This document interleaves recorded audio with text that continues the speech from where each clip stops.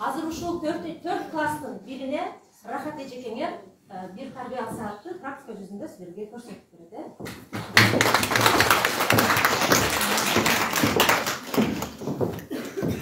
Саламатсыздарбы көркөм эжекелер, урматтуу студенттер. Силердин алдыңарда келе жаткан мамлекеттик практикалык мамлекеттик диплом алдындагы практикаңарга ийгилик каалайм. Мен бүгүн силерге тарбиялык сааттын бир иштемесин көрсөтүп берейин. Тарбиялык саат билесиңер аптанын ар бир жумасында биринчи саатта 30 минутталык убакытка созулган убакытта сабак өтүлөт. Бул сабакты башка сабактардан айырмасы өтүлгөн сабак суралбайт, тапшырма берилбейт жана баа коюлбайт. Ошон үчүн ушул минутталарды кыскартып 30 минутталыкка багытталат. Анда эмесе башка сабактар сыяктуу эле бул сабакта дагы биз уюштуруу менен баштайбыз. Уюштурууда билесиңер кыска мүнөттү алабыз дагы жагымдуу маанай тартуулайбыз. Мен мындай жагымдуу маанай менен баштагым келди. Бүгүнкү күн терезеден бизди карап күлүп турат. Ошондой жакшы маанай менен башталат биздин бүгүнкү сабак деп туруп балдардын жагымдуу маанайын байкап алабыз. Анда эмесе балдарга биз суроо беретинде балдар айткылачы. Бизге жакында кайсы майрам келип атат? Эгерде балдар билсе, ага таянабыз, эгер билбей калса, ага багыт беребиз. Асмандан жарык көрсөң жылдыз деппин, ак калпак кийгендердин кыргыз деппин. Демек бүгүнкү тарбиялык саатыбыздын темасы 5 март ак калпак күнү.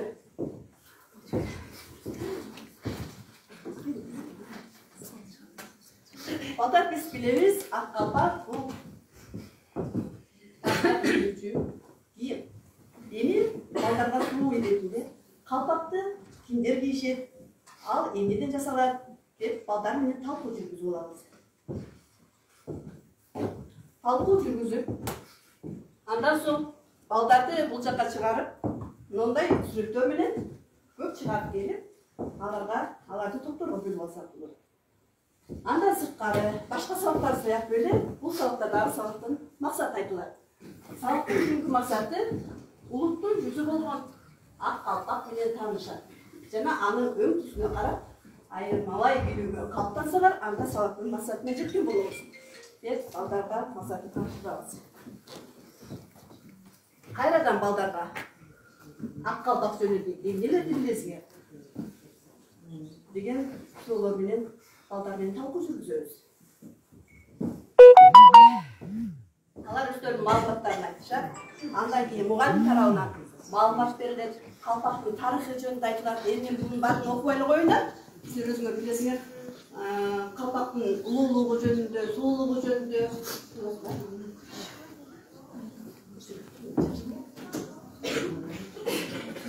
Андан сырткары калпактын өң түсүнө маани беребиз. Мен азыр ак калпактын түсү жөнүндө айтып берейин. Балдар, мындай калпактар өңү жашыл, көк түстөгү калпактар, булар жаш балдарга кийилет. Жаш балдар кийишет. Андан сырткары өңү кызыл болгон калпактарды бойго жеткен, жаш жубай алууга даяр болгон жигиттер кийишет.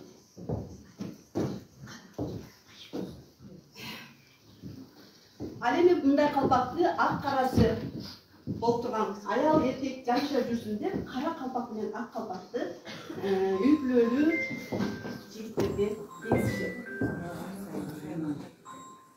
Андан соң бул калпак орто курактагы калпак, жаштагы эркектер ушундай калпакты кийишет. Андан өткөндө мындай ак калпак кийишет. Анан бакай калпакты бул улуу жаштагы кадыр бактуу адамдарга бакай калпак кийгизишет.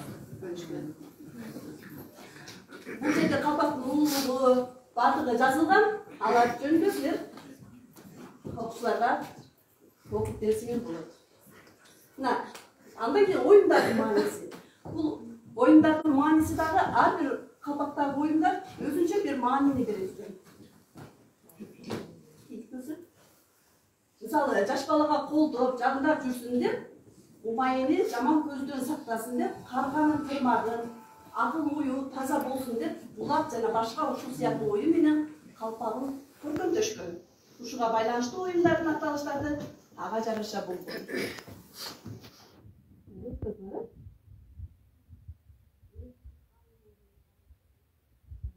Отеки, бүткүн, ахар оюндары.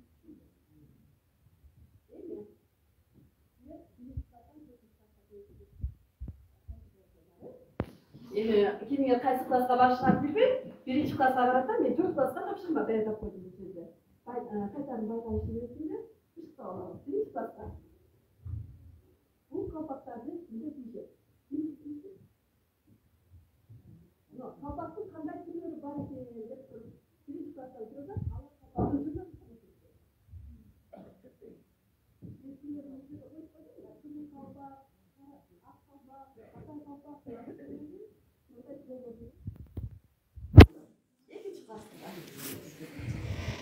İkinci klasta doktorda işliyor. Biz doktorda böyle olmamız lazım. Birinci doktor, sözden söz, turaşat insanlar. Kalpak деген söz var. Şunu öyle sözden, söz alıp geçirdi. A, la, al, ve başka. İkinci top klasta tüzüşün. Üçüncü top sürütün tartışır. Dördüncü topu kalpak jönündө bayandama жазып берсе же айтып берсе болот. Üçüncü klas. Üçüncü klasda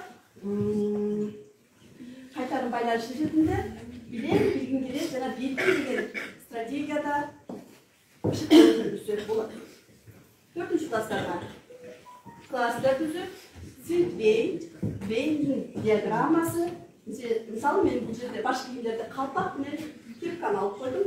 Экөөнүн айырмачылыктарын жана окшоштуктарын табууну түзөт. Андан кийин 4-чү топко менталдык карта бердим. Мен жыйынтыктоого тамчыдан суроолор бердим. Эми жаздын күнү болот. Жаздын күнүндө биз калпактын суу болуп калбасын деп зонтик көтөрөбүз. Бул зонтикке эмне жашап башкан? Тамчылар, жамбылар бизге суроолор менен келиптир. Ар бир суроо бар. Ол суроолор бул жакта жазылып.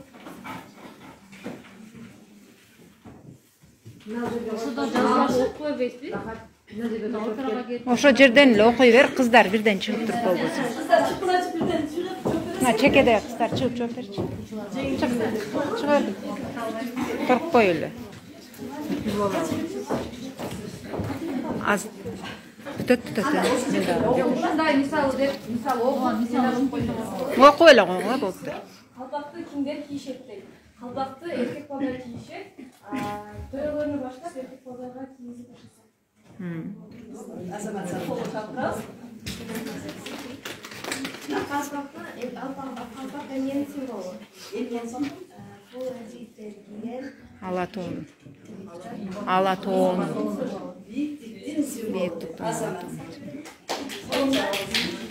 оюндар кандай маани беришет? Жана сиз айтып өткөндөй, оюндар бул айткандай жашка ылайыкташтырып берилет. Себеби мындай эр жигит же болбосо аңлоого чыккан жигитке бул атайын бүркүттүн же болбосо ошондой жырткыч жаныбардын сыяктары менен берилет. Бул жерде суроо алардын түсү эмнени билдирет? Сиз айтып кеткендей, алардын түсү жаштарына карап кийилет экен. Мисалы жашыл түстөгү жана көк түстөгү калпактар бул кичинекей балдарга кийгизилет. Жакшы, Азамат. Жакшы. Азаматсыңар баарыңар деген сөздөр менен шыктандырып кетебиз. Рефлексия жасайбыз. Менин маанайым деп.